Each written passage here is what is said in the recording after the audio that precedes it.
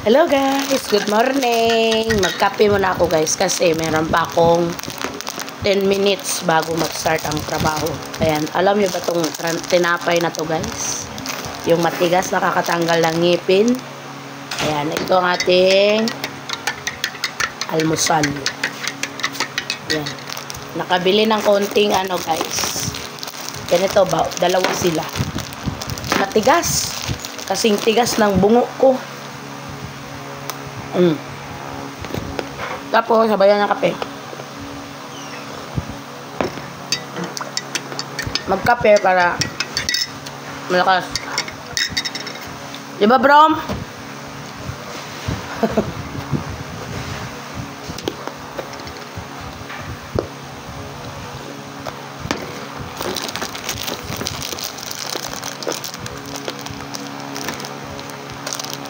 Up.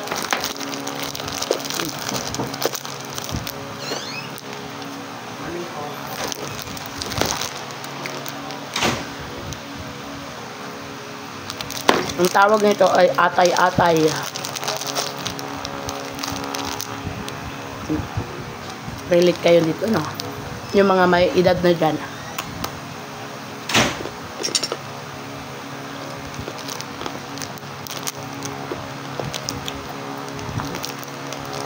Ang pandesal eh. Pinamatigas.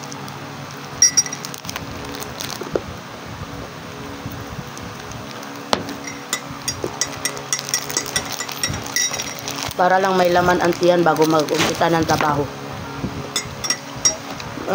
Meron kasi akong orasan sa harap ko guys. Ayan, meron akong bisita. Merbs, say hi sa vlog ko. Ayan. Ayan, yun ang aking orasan sa taas guys. Kaya hindi ako nyan maano. Kaya alam ko kung time na o hindi. Pwede pa ako magkain-kain kasi meron pa akong 7 minutes.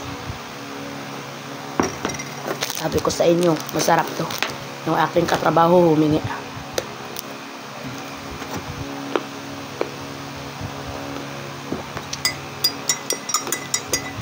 Sa bukid. Ito ang pinakatinapay. Kasi kahit ilang araw na hindi ito napapanis, hindi nagkakaroon ng mold. Ano to, matagal ang buhay.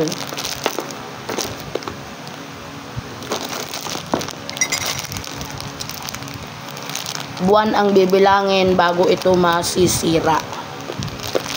Kaya mostly, ito ang pinaka tinapay namin sa bukid.